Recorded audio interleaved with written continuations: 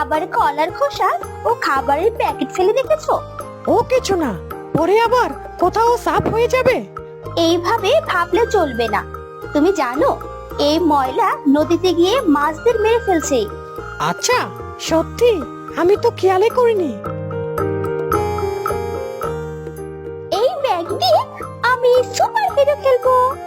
চিকু, তুমি বুঝতে পারছো না, প্লাস্টিক নদী, গাছপালা, এমনকি আমাদের খাবারও নষ্ট করে। আমি তো গত সপ্তাহে এক প্লাস্টিক মোড়ক গিলে ফেলেছিলাম।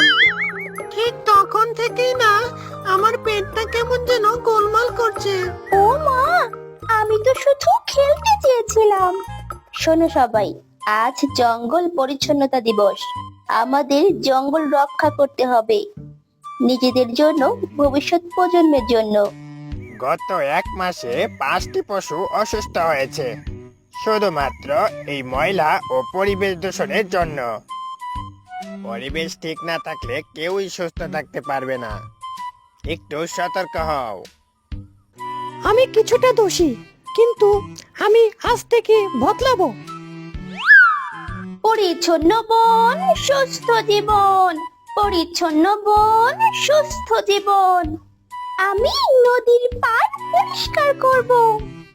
আমি গাছে উঠবো আর ওই প্লাস্টিক গুলো নামিয়ে আনবো। যেখানে ময়লা কম, সেখানে ফুল ফোটে বেশি।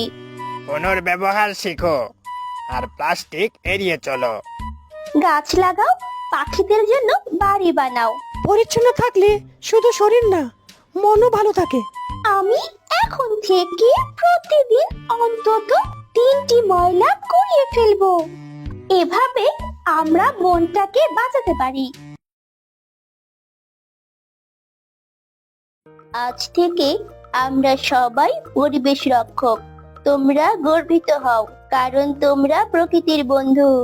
পরিচ্ছন্ন থাকো, প্রকৃতিকে ভালোবাসো। আমরা বনরক্ষী, আমরা ভবিষ্যতের আশা।